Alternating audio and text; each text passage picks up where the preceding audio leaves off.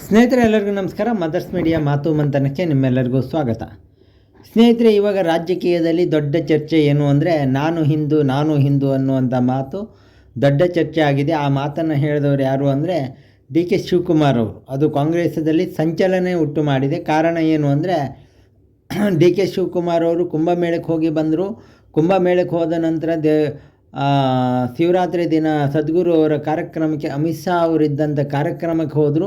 ಇವೆಲ್ಲ ಹೋದ್ದು ಸಂಚಲನದಲ್ಲಿ ಅವರು ಹೋಗ್ತಾ ಇರುವಂಥ ಕಾರ್ಯಕ್ರಮನ ಅವರು ಪಕ್ಷದವರೇ ವಿರೋಧ ಮಾಡೋಕೆ ಹೇಳಿದ್ರು. ಅದಕ್ಕೆ ಅವರು ಡಿ ಕೆ ಶಿವಕುಮಾರ್ ಅವರು ಸರಿಯಾಗಿ ಹೇಳಿದ್ದಾರೆ, ನಾನೊಬ್ಬ ಹಿಂದೂ, ನಾನು ಎಲ್ಲಿ ಬೇಕಾದ್ರೂ ಹೋಗ್ತೀನಿ, ಅದು ನನ್ನ ವೈಯಕ್ತಿಕ ನಿರ್ಧಾರ, ಅದು ಕೇಳುವ ಅಧಿಕಾರ ಯಾರಿಗೂ ಇಲ್ಲ ಅಂತ ಹೇಳಿದ್ರು. ಕುಂಭಮೇಳದ ವಿಷಯದಲ್ಲೂ ಅದೇ ಥರ ಹೇಳಿದ್ರು.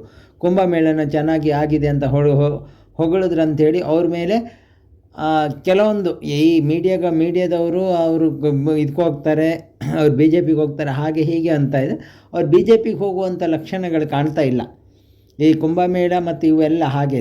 ನಾನು ಇಷ್ಟು ದಿನ ತುಂಬ ದಿನ ಆ ಒಂದು ಕುಂಭಮೇಳ ಮತ್ತು ಇದನ್ನೆಲ್ಲ ಜನನೆಲ್ಲ ನೋಡಿ ಇವತ್ತು ಅದನ್ನು ಇದರಿಂದ ಹೊರಗಡೆ ಬರಲಿಕ್ಕೆ ಆಗ್ತಾಯಿಲ್ಲ. ಆ ಒಂದು ಮನಸ್ಥಿತಿಯಲ್ಲಿ ಇದ್ದೀನಿ. ಯಾಕೆಂದರೆ ಅಂಥ ಒಂದು ಇದು 65 ಕೋಟಿಗಿಂತ ಜಾಸ್ತಿ ಜನ ಸ್ನಾನ ಮಾಡಿದ್ದು ಒಂದೇ ಕಡೆ ಸೇರಿದ್ದಿದೆಯಲ್ಲ, ಅದು ದೇಶದ ಇತಿಹಾಸದಲ್ಲಿ ಅದು 45 ದಿನದಲ್ಲಿ ಸೇರಿದ್ದು ದೇಶದ ಚಿಕ್ಕ ಪುಟ್ಟ ಅವಘಡಗಳು, ಕಾಲು ತುಳಿತ ಅವೆಲ್ಲ ಆಗಿದ್ರೂ ಆ ಒಂದು ಇದೆಯಲ್ಲ, ಅದು ಕಾಲು ತುಳಿತ ಅವೆಲ್ಲ ನಾವು ಮಾಡ್ಕೊಂಡಿರೋದು. ಆದರೆ ಇದನ್ನು ಅಂಥವರು ಒಪ್ಪಲೇಬೇಕು. ವಿರೋಧ ಪಕ್ಷಗಳಿಗೆ ವಿರೋಧಕ್ಕೆ ಇದಿದೆ. ಆದರೆ ಡಿ ಕೆ ಶಿವಕುಮಾರ್ ಅವರು ಅದನ್ನು ಹೊಗಳಿದ್ರು, ಅಲ್ಲಿಗೆ ಹೋದರು. ಇವೆಲ್ಲ ಇಶ್ಯೂಗಳು ಪ್ರತಿಯೊಬ್ಬರಿಗೂ ನೆಗೆಟಿವ್ ಆಗಿ ಕಾಣಿಸ್ತಾ ಇದೆ ಅವ್ರ ಪಕ್ಷದವರಿಗೆ. ಆದರೆ ಅದಕ್ಕೆ ಅವರು ಎಲ್ಲರೂ ಸೊಪ್ಪು ಹಾಕಿಲ್ಲ. ಆದರೆ ಇದು ನಮ್ಮ ದೇಶದಲ್ಲಿ ಮಾತ್ರ ನಡೀತಾ ಇದೆ. ಯಾರನ್ನೋ ಒಬ್ಬರನ್ನ ಓಲೈಸುವ ಪಕ್ಷ ಅವ್ರನ್ನ ಓಲೈಸ್ತಾನೆ ಇರಬೇಕೇ ಹೊರತು ಜಾತ್ಯತೀತ ಪಕ್ಷ ಅಂದರೆ ಎಲ್ಲರೂ ಒಂದೇ ಅನ್ನೋ ಮನಸ್ಥಿತಿ ಇವತ್ತಿಲ್ಲ. ಆ ಮನಸ್ಥಿತಿ ಇಲ್ಲದೇ ಇರೋದ್ರಿಂದನೇ ಇವತ್ತು ಜಾತ್ಯತೀತ ಪಕ್ಷಗಳ ಪರಿಸ್ಥಿತಿ ಏನೇನೋ ಆಗೋಗಿದೆ. ಅವರು ಇವತ್ತು ಪ್ರತಿಯೊಬ್ಬರನ್ನೂ ಹೊಂದಾಣಿಕೆ ಮಾಡಿಕೊಂಡು, ಪ್ರತಿ ಧರ್ಮದವ್ರನ್ನೂ ಇದು ಮಾಡಿಕೊಂಡು, ಪ್ರತಿ ಜಾತಿನೂ ಇದು ಮಾಡಿಕೊಂಡು, ಹಿಂದೂ ಅನ್ನೋ ಒಂದು ಇದರಲ್ಲಿ ನಡೀತಾ ಇರೋ ಬಿ ಜೆ ಪಿ ಎಲ್ಲ ಕಡೆ ಗೆದ್ದು ಬರ್ತಾ ಇದೆ. ಅದೇ ಕಾಂಗ್ರೆಸ್ ಅವರು ತುಂಬ ಕಷ್ಟಪಡ್ತಾ ಇದ್ದಾರೆ. ಕಾರಣ ಏನು ಅಂದರೆ ಅವರು ಅಯ್ಯೋ ಹಿಂದೂ ಆಚರಣೆಗಳು ಮಾಡಬಾರ್ದು, ಅವ್ರ ಆಚರಣೆಗಳನ್ನು ತಪ್ಪು ಮಾಡಬೇಕು, ಅವ್ರ ಆಚರಣೆಗಳು ಕೆಟ್ಟದಾಗಿ ಇದು ಮಾಡಬೇಕು ಅಂತ. ಆಚರಣೆಗಳ ಬಗ್ಗೆ ಕುಂಭಮೇಳದಲ್ಲಿ ಸ್ನಾನ ಮಾಡಿದ ತಕ್ಷಣ ಬಡತನ ಹೋಗುತ್ತಂತ ಒಬ್ಬರು ಲೀಡರ್ ಕೇಳಿದ್ದಕ್ಕೆ ಅವರನ್ನು ಡೆಲ್ಲಿಯಲ್ಲಿ ಅವ್ರ ಹೆಸರೇ ಇಲ್ದಿದ್ದಾಗೆ ಮಾಡಿಬಿಟ್ರು. ಈ ಜನ ಈ ನಮ್ಮ ಧರ್ಮ ಹಾಗೂ ನಮ್ಮ ದೇಶದಲ್ಲಿ ಎಲ್ಲಿ ಮಾಡಬೇಕು ಅವ್ರಿಗೆ ಅಲ್ಲಿ ಉತ್ತರ ಕೊಡ್ತಾರೆ ಅಂತ ನಾನು ಮೊದಲಿಂದನೂ ಹೇಳ್ತಾ ಇದ್ದೀನಿ. ಟೈಮ್ ಬಂದಾಗ ಜನ ಉತ್ತರ ಕೊಡ್ತಾರೆ. ಆ ಉತ್ತರ ಕೊಡುವ ಅಷ್ಟೊತ್ತಿಗೆ ಆವಾಗ ನೀವು ಇರೋದಿಲ್ಲ. ರಾಜಕಾರಣಿಗಳು ಯಾವಾಗೂ ಅಷ್ಟೇ ಪ್ರತಿಯೊಬ್ಬರನ್ನೂ ಒಂದೇ ಥರ ನೋಡಬೇಕು. ಅವರು ತಪ್ಪು ಮಾಡಿದಾಗ ಇವರು ಸರಿ ಅನ್ನೋದು, ನಾವು ತಪ್ಪು ಮಾಡಿದವರೇ ಸರಿ ಅಂತ ಹೇಳಿದ್ರೆ ಇನ್ನೊಬ್ಬರು ನಿಮಗೆ ಟೈಮಿಗಾಗಿ ಕಾಯ್ತಾ ಇರ್ತಾನೆ. ಇವತ್ತು ಏನೇ ಟೈಮ್ ಬಂದರೂ ಅದು ಓಟ್ ಹಾಕುವಾಗ ಅವ್ರ ಟೈಮ್ ಬರುತ್ತೆ, ನಿಮ್ಮ ಹತ್ರ ಹಣ ಇಸ್ಕೊಂಡು ನಿಮ್ಮ ಹತ್ರ ಇದು ಮಾಡಿ ನಿಮ್ಮ ಸರಿಗೆ ನಿಮ್ಗೇನು ಮಾಡಬೇಕು ಅದನ್ನು ಮಾಡ್ತಾನೆ. ಕಾಂಗ್ರೆಸ್ ಸರ್ಕಾರಗಳು ಹಾಗೂ ಬಿ ಜೆ ಪಿ ಸರ್ಕಾರಗಳು ಎರಡು ಸರ್ಕಾರಗಳು ಯೋಚನೆ ಮಾಡಬೇಕಾಗಿದ್ದಷ್ಟೇ. ಯಾರನ್ನೂ ಒಬ್ಬರನ್ನ ಓಲೈಸೋದು ಅಥವಾ ಯಾವುದೋ ಒಂದು ಜಾತಿನ ಓಲೈಸೋದು, ಆ ಜಾತಿಯ ನಾಯಕನ ಓಲೈಸೋದು, ಇದೆಲ್ಲ ಬಿಟ್ಟು ಪ್ರತಿಯೊಬ್ಬರು ಭಾರತೀಯರು ಅನ್ನೋ ಉದ್ದೇಶದಿಂದ ಪ್ರತಿಯೊಂದು ಜನರನ್ನು ಒಳ್ಳೆ ಮನಸ್ಸಲ್ಲಿರುವಂಥ ದೇಶಕ್ಕೆ ಇದು ಮಾಡುವಂಥ ಪ್ರತಿ ಮನುಷ್ಯರನ್ನು ವಿಶ್ವಾಸಕ್ಕೆ ತಗೊಂಡು ಅಧಿಕಾರ ಮಾಡಿದ್ರೆ ಅದು ನಮ್ಮ ದೇಶಕ್ಕೆ ಒಳ್ಳೆಯದಾಗುತ್ತೆ. ಇಲ್ಲ ನಾನು ಆ ಜಾತಿಯ ಆ ಮತದವ್ರನ್ನ ಮಾತ್ರ ನಾವು ಓಲೈಸೋದು, ಅವ್ರನ್ನ ಮಾತ್ರ ನಾನು ಇದು ಮಾಡ್ತೇನೆ ಹಾಗೆ ಹೀಗೆ ಅಂತ ಹೇಳಿದ್ರೆ ಆವತ್ತು ಮುಂದೊಂದು ದಿನ ನೀವೇ ಕೈ ಸುಟ್ಕೊತೀರಿ ಅಷ್ಟೇ. ಇದು ಮುಖ್ಯವಾದ ವಿಷಯ. ಆದರೆ ನಮ್ಮ ದೇಶದಲ್ಲಿ ಹಿಂದೂ ಅಂತ ಹೇಳಲಿಕ್ಕೂ ಭಯಪಡುವಂಥ ಪರಿಸ್ಥಿತಿ ಬಂದಿದೆ. ಯಾಕೆಂದರೆ ಹಿಂದೂ ಅಂತ ಹೇಳಿದ್ರೆ ಪ್ರಗತಿಪರರು, ಈ ಕಮ್ಯುನಿಸ್ಟ್ಗಳು, ಇವರೆಲ್ಲ ಎದ್ದು ಬಂದು ನಿಂತ್ಕೊಂಡು ಬಿಡ್ತಾರೆ. ಎಲ್ಲೋ ಮಲಗಿರ್ತಾರೆ, ಆರಾಮಾಗಿ ನಿದ್ರೆ ಮಾಡ್ತಾ ಇರ್ತಾರೆ. ಸಡನ್ನಾಗಿ ಎದ್ದು ಬಂದ್ಕೊಂಡು ಅಯ್ಯೋ ನಾನು ಅಂತೇಳಿ ಮಾತಾಡೋಕ್ಕೆ ಮೀಡಿಯಾದ ಮುಂದೆ ಬರ್ತಾರೆ. ಯಾಕೆ ಅವ್ರಿಗೆ ಬರ್ತಾರೆ ಅಂದರೆ ಅವ್ರಿಗೆ ಬೇರೆ ಕೆಲಸ ಇಲ್ಲ, ಅದೇ ಕೆಲಸ ಇರುವಂಥದ್ದು. ಅದಕ್ಕಾಗಿ ಅವ್ರು ಬರ್ತಾರೆ.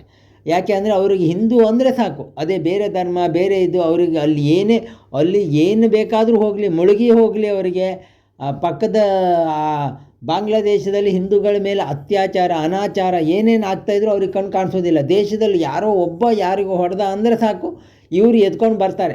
ಇಲ್ಲ ಅನ್ಯಾಯ ಆಗಿದೆ, ದೇಶದಲ್ಲಿ ಇದಾಗಿದೆ, ಕಾನೂನು ಸುವ್ಯವಸ್ಥೆ ಹೋಗಿದೆ ಅಂಥೇಳಿ ಬಾಯಿ ಬಡ್ಕೊತಾರೆ ಈ ರಾಜಕೀಯ ಪಕ್ಷದವರು, ಈ ಕಮ್ಯುನಿಸ್ಟ್ ಮನಸ್ಥಿತಿ ಇರುವಂಥವರು, ಈ ಪ್ರಗತಿಪರರು ಅಂತ ಹೇಳಿ ಇರುವಂಥವ್ರು, ಮತ್ತು ಈ ಬುದ್ಧಿಜೀವಿಗಳು ಅಂತ ಏನಿರ್ತಾರೆ ಇಂಥವರೆಲ್ಲ ಬರ್ತಾರೆ. ಆದರೆ ಬೇರೆ ಸಮಯದಲ್ಲಿ ಇವರೆಲ್ಲ ಜೀವಂತ ಇದ್ದಾರೋ ಇಲ್ಲೋ ಅನ್ನೋದು ಯಾರಿಗೂ ಗೊತ್ತಾಗೋದಿಲ್ಲ. ಅದೇ ಬಾಂಗ್ಲಾದೇಶದಲ್ಲಿ ಆಗ್ತಾಯಿದೆ, ಅಲ್ಲಿ ನಡ್ತಾ ಇರೋದು ಇದು ದೇಶ ಸರ್ಕಾರ ಅದಕ್ಕೆ ಸಪೋರ್ಟ್ ಮಾಡಬೇಕು, ಅಲ್ಲಿ ಹಿಂದೂಗಳನ್ನು ಕಾಪಾಡಬೇಕು, ಹಿಂದೂಗಳ ಮೇಲೆ ಅನಾಚಾರ ಮಾಡೋದು ನಿಲ್ಲಿಸಬೇಕು ಅಂತ ಒಬ್ಬ ಲೀಡ್ರು ಒಬ್ಬ ಮಾತಾಡಿದರೆ ನಾವು ಇದು ಮಾಡಿರ್ಬೋದಿತ್ತು. ನಮ್ಮ ಜನ ಮಾತಾಡಿದರು, ಪ್ರಗತಿಪರರು ಮಾತಾಡಿದ್ರು, ನಾವು ಒಪ್ಪಬಹುದಿತ್ತು. ಯಾರೂ ಮಾತಾಡಿಲ್ಲ. ಅಲ್ಲಿ ಅವ್ರ ಹಣೆ ಬರ ಅವ್ರು ಏನು ಬೇಕಾದ್ರೂ ಮಾಡಲಿ ಅಂತ. ಮುಂದೊಂದು ದಿನ ಅದು ನಮಗೆ ಬಂದಾಗ, ನಮ್ಮ ದೇಶದಲ್ಲಿ ಆ ಥರ ಆದಾಗ ನಮ್ಮ ಜನಕ್ಕೆ ಗೊತ್ತಾಗುತ್ತೆ. ಅದಕ್ಕಾಗಿ ನಾವು ಯಾವಾಗಲೂ ಎಚ್ಚರಿಕೆಯಿಂದ ನಮ್ಮ ತನಗಳನ್ನು ಉಳಿಸ್ಕೊಂಡು, ಆ ರೀತಿ ನಮ್ಮ ದೇಶದ ನಮ್ಮ ಸಂಸ್ಕೃತಿನ ಉಳಿಸ್ಕೊಂಡು ಅದ್ರ ಜೊತೆಗೆ ರಾಜಕೀಯ ಮಾಡಬೇಕು. ಪ್ರತಿ ರಾಜಕೀಯ ಪಕ್ಷಗಳು ಅವ್ರ ಸ್ವಾರ್ಥಕ್ಕಾಗಿ, ಯಾರನ್ನೂ ಓಲೈಸೋಕ್ಕಾಗಿ, ಮತ ಬ್ಯಾಂಕ್ಗಾಗಿ ರಾಜಕೀಯನ ಮಾಡಿದ್ರೆ ಅವರ ಸರ್ವನಾಶನೇ ಆಗೋದು. ಕೊನೆಗೆ ಬೇರೆ ಯಾರ ಸರ್ವನಾಶ ಆಗೋದಿಲ್ಲ, ಅವ್ರ ಸರ್ವನಾಶ ಅವರೇ ಮಾಡ್ಕೊತಾ ಇರ್ತಾನೆ. ಅದು ಎಲ್ಲ ಪಕ್ಷಗಳಿಗೂ, ಎಲ್ಲ ರಾಜಕೀಯ ನಾಯಕರಿಗೂ ಇದು ಎಚ್ಚರಿಕೆ ಗಂಟೆ. ಯಾರನ್ನೋ ಒಬ್ಬರನ್ನ, ಯಾವುದೋ ಒಂದು ಅವ್ರ ಜಾತಿಯವ್ರನ್ನ ಮಾತ್ರ ಓಲೈಸ್ಕೊಂಡು ಅವ್ರ ಜಾತಿಗೆ ಮಾತ್ರ ನಾನು ನಾಯಕನ ಆಗ್ತಾಯಿದ್ದೆ ಅಂದರೆ ಅದು ತುಂಬ ದೊಡ್ಡ ಒಂದು ಸಮಸ್ಯೆನ ಅವರಿಗೆ ತಂದೊಡ್ಡುತ್ತೆ. ಈ ಥರ ಬಿ ಜೆ ಪಿಯವರು, ಅದಕ್ಕೆ ಹೇಳಿದೆ, ಬಿ ಜೆ ಪಿಯವರಾಗಲಿ ಕಾಂಗ್ರೆಸ್ ಆಗಲಿ, ಹಿಂದೂ ಅನ್ನೋದು ಒಂದು ಸಂಪ್ರದಾಯ. ಜಾತ್ಯತೀತ ಪಕ್ಷಗಳಂತ ಹೇಳುವಂಥವರು ಡಿ ಕೆ ಶಿವಕುಮಾರ್ ಅವರು ಏನು ಸದ್ಗುರು ಅವರು ಶಿವರಾತ್ರಿ ಕಾರ್ಯಕ್ರಮಕ್ಕೆ ಹೋದಾಗ ವಿರೋಧ ಮಾಡುವಂಥವರು, ನಿಮಗೆ ಬರೀ ಯಾವುದೋ ಒಂದು ಮತದವರು ಮಾತ್ರ ನಿಮ್ಗೆ ಓಟ್ ಹಾಕಿ ಗೆಲ್ಲಿಸಿದಾರ ಅಂತ ನಿಮ್ಮ ಆತ್ಮಸಾಕ್ಷಿಯಾಗಿ ಕೇಳ್ಕೊಳ್ಳಿ.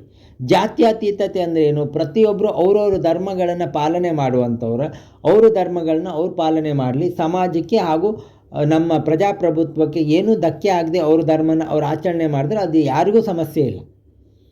ದೇಶಕ್ಕೆ ತೊಂದರೆ ಆಗದೆ ಇರೋ ಥರ ಅವ್ರು ಆಚರಣೆ ಮಾಡುವ, ಅದು ಎಲ್ಲರಿಗೂ ಹಕ್ಕಿದೆ. ಅದನ್ನು ಅರ್ಥ ಮಾಡ್ಕೊಳ್ಬೇಕಾಗಿ, ಅದರಿಂದ ಅವರವ್ರ ಧರ್ಮ ಅವ್ರು ಆಚರಣೆ ಮಾಡಬೇಕು. ಹಿಂದೂ ಧರ್ಮದ ವಿಷಯದ ಬಗ್ಗೆ ಮಾತಾಡುವಾಗ ತುಂಬ ಎಚ್ಚರವಾಗಿರಬೇಕು, ಇಲ್ಲಾಂದರೆ ಅವರಿಗೆ ಸಮಸ್ಯೆ ಆಗುತ್ತೆ ಅಂತ ಈ ಒಂದು ಪಾಠದಿಂದ ಕಲ್ತಿದ್ದಾರೆ ಅನಿಸುತ್ತೆ. ಡಿ ಕೆ ಶಿವಕುಮಾರ್ ಅವರು ಇದರಿಂದ ಪಾಠ ಕಲ್ತಿದ್ದಾರೆ ಅಂದ್ಕೊಳ್ತೀನಿ.